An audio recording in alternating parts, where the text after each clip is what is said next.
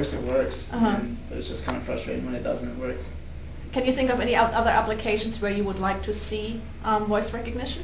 I mean, um, Like in your field of study, do you think there would be any I don't think it would be too much. I mean, maybe. training part or so? Not really, huh? Well, I mean, it helps to have someone that has experience there with you to show Yeah. you. It's more hands-on things. Okay, So I don't know if yeah. voice More like recognition show would and really tell. help. Yeah, it helps more to have someone there to show you how to do Mhm. things and how to, I mean, Yeah. find certain like bony landmarks on someone's body and stuff like that to help you. Mm-hmm. But I think just for lectures, it might help if it's just going from PowerPoint to PowerPoint. I mean, Yeah. if it does respond how you said, where you could give it a scenario and it kind of talks to you about it, then I think that would help. Mm-hmm. But other than that, Mm. not as much in my field. Yeah. Okay.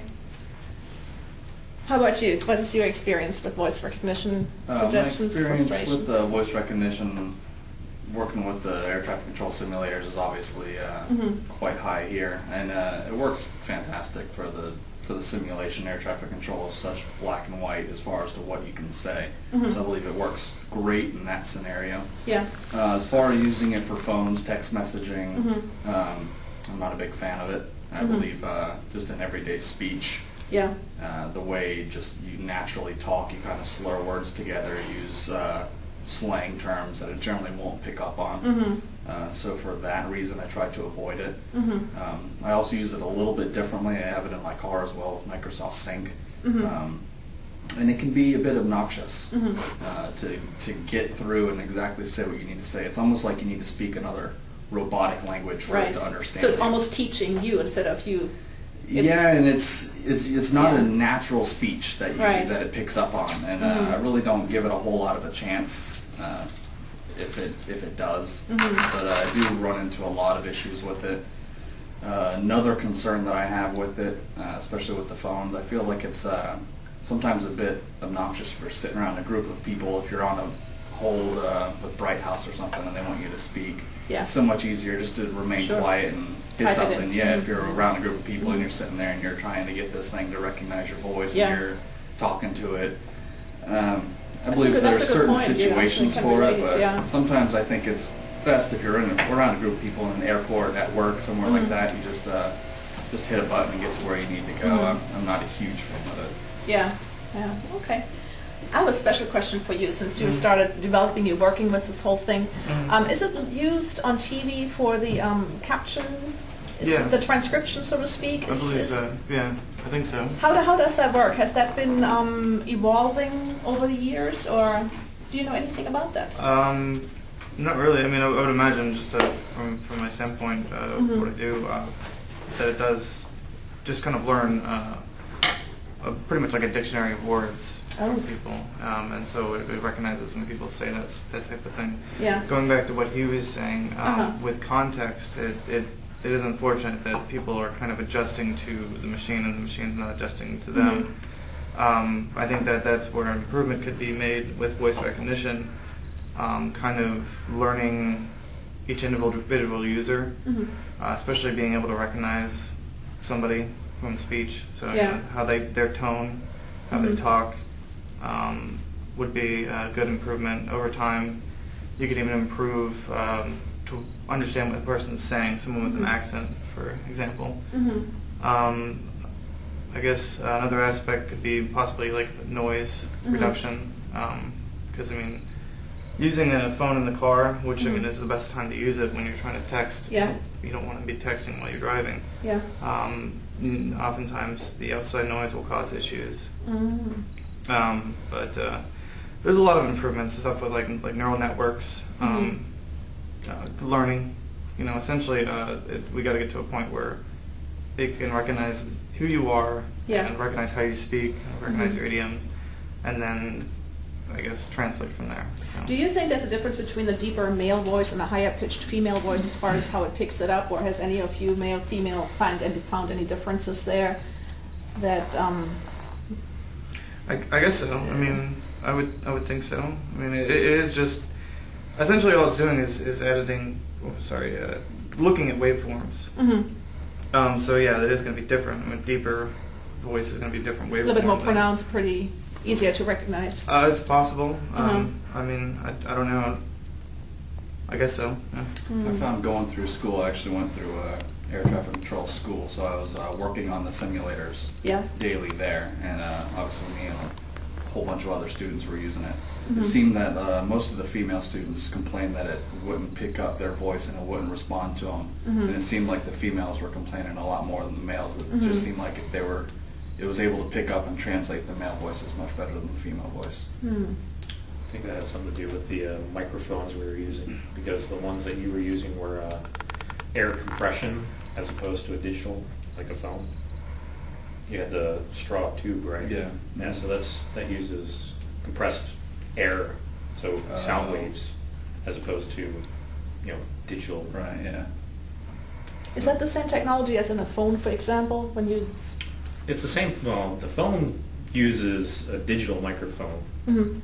It's same thing as a speaker. You have a digital speaker there. Mhm. But the stuff that we use is, you'll notice it has a straw that comes out, that Yeah. comes in front of your mouth. Yeah. So that basically is diverting some of the compressed Mhm. Air. acoustics of the air into the straw to be recognized. Oh. Can you explain jawbone? Yeah, there's jawbone microphones, which you can actually have in your ear, so you have a one-piece headset, which rests against a bone in your head, and as you speak, you don't notice it, but your body reverberates with what you're saying. Mhm. And of course, because it's so close to your mouth, your cheek and your jawbone do a lot of movement. Mhm. You don't hear it because naturally your brain kind of subtracts your own Mhm. the sound of your Mhm. own voice. But that's another technology that you could use as a jawbone Hmm. microphone. And that has been already in use, or is Yeah. it being developed? Oh, really? No, you can buy any kind of off-the-shelf jawbone microphone. Oh. I used one as like a Bluetooth Yep. Oh. for my cell phone. And do you find those easier to use and more accurate than others? They or- would I found be it- more accurate. Oh, they yeah, are? it was Okay. it was much more accurate. I had Bluetooth when they first came out, Mhm. and that was, I mean, everybody would hear just constant feedback from Mhm. the noise around you, Mhm. and once I used the jawbone, it was Mhm. almost eliminated it. Hmm, interesting. It was much more effective. Does anybody have any ideas where else we could use voice recognition? I know I work at UCF with transcriptions, and that would be, of course, a real cost-saving factor there. But anybody else have ideas or times when you think you would be working with voice recognition rather than a real person? Supermarket, you could use it. Have various posts all over the place. You press a button, you say, "Where's the butter?" Oh. And Does it it would- install on the cart maybe when you go shopping, or? Yeah, that'd be good too. But Mhm. yeah, you could just put it various places, and it's better Mhm. than have to go ask somebody where something is. Mhm. Really, any way you can automate something, for instance, Mhm. home automation, turn on the lights, set the thermostat to this Yeah. degree, or fast food restaurant, one Big Mac, one large fry. There's That's a no good reason idea. why a machine can't put French fries Right. into a vat of oil and take it out when the timer starts beeping. Yeah. Maybe get charged for 5 French fries and 4 Big Macs, and hand you this huge bag of food that you didn't want. It sounds like a wonderful thing, though. That's a good problem. Do you all associate voice recognition with certain brands? Of course, Siri, iPhone, anything else where you have a brand in mind when you think of voice? ASL. Tell us about that company. Well, it's the company most of us here work for. It's Okay. air traffic control Mhm. simulation with voice recognition or Mhm. speech recognition. Any other brands in the mainstream? One of the ones that's earning the competition in terms of at least the phones is the Samsung, the S3 phones, the new generation phones. They made the attempt of making a speech recognition system similar to Siri. Mhm. I don't want to say it competes with it because it does have its failures. Mhm. They're still working on it, but I thought that was is that Google or since it's Android? I think it is no, made by Google. no, it's not made by Google. It's actually Samsung's. Yeah, it's their own development on trying to do something like Siri. so it's not actually Android. One thing that if I'm not mistaken, I'm not 100% sure on this, but I'm pretty sure that Samsung, at least the reason it came up to mind is because I think they were trying to develop using voice rec as part of your security for unlocking your phone instead of Okay. doing like a unlock code or number or whatever. Yeah. It recognizes your voice and that's how it unlocks Mhm. it. I'm not Do 100% sure people if that have- one does it, but. Do people have unique voices where you cannot, just like biometrics, for example, do they have unique Yeah. voice recognition that they do? Mhm. How about twins? I don't know. I would assume that over time the voices would change. You know, I mean, maybe one twin smokes. You know, Oh, something. okay. You know, I mean, just environments Mhm. changes them. I mean, maybe one lives in a place with pure air. You know, it's going to Yeah. change. Oh, one's from Texas and one lives in New York. Yeah, their vocal cords are going Yeah. to change. You know, eventually. On the other side of that, it could be something as terrible as having a cold. Mm-hmm. Yeah. Yeah. There's been plenty of movies made about this, but there's actually, I did a security report for one of my security classes, and on top of biometrics, they do a lot of the voice work for additional security, of trying to Mhm. make sure that you're the correct person that's trying to access the safe or whatever it is that you're securing. Mhm. And going to the twins category, my friends that are Yeah. actually twins, they don't sound alike Uh-huh. one bit, and I've known them for 30 years now, and they still to this Are they day don't sound identical alike. twins? Yeah, Oh, wow. and they don't sound alike at all. Yeah, it's the same as my brothers. I mean, Oh, yeah, that's right, you have twin brothers. Yeah, and they never sound the same to me. That's how, when they were younger, we would tell them apart. I mean, one had a birthmark, but when you couldn't see that, you would hear them talk, and they just, one has like a little bit higher pitch, one has a little bit deeper voice, so it just kind of, Hmm. I mean, I guess just how they developed. The environment changed them somehow differently. Yes, so.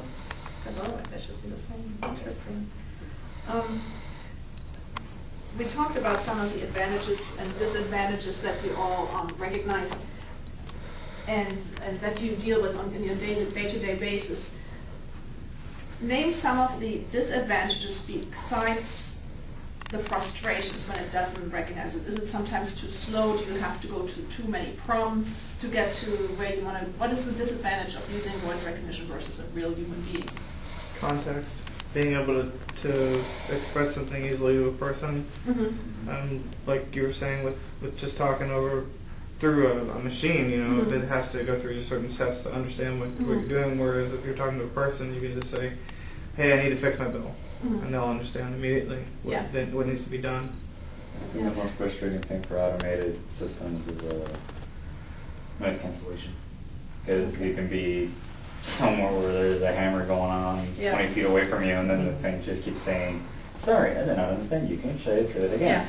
Yeah. And you try to say it, and it's like, sorry, I did not understand you. How about in air traffic control? Do you think you guys had to dumb yourselves down for the system in order to be better understood? Initially, yes, and we have to accommodate the system even now because, but we may or may not be a good example. As my coworker said, we have very specific phraseology. Mm-hmm. I have a very nasal voice, but all the controllers are taught initially to enunciate and use a prescribed phraseology. Mm-hmm. The pilots are the same way. Mm-hmm. So for training purposes or what we do in our company, Mhm. it works well. We have some errors, but we use it for training. Yeah. Now, if it were for critical operations, it would be unacceptable Mhm. because it's a dynamic environment. Sure. And when something happens, sometimes plain language and shouting Yeah. gets things done, Yeah. so. Or Hudson water ditching in New York, it's Right, probably so, something that you don't have in your yeah, script. plain language Mhm. and, non-verbals and things like that Yeah. all go with human communication or Mhm. just something that, we use it for Or a just specific. emotions, how they can be transferred through. Yeah, you remind me of a interview I saw on TV where they said that a company was promoting a new polygraph or lie detector Mhm. where they could detect stress, That's right. minor Mhm. stresses in the voice. Mhm. So I would say we're probably air traffic control is probably a good test environment for Mhm. that, but for you know, global application, it may not be, because we're very defined in what we do. Yeah, Pronouncing and enunciating. yeah. I think outside of the professional space too, when you're just using it on your phone or Mhm. whatever,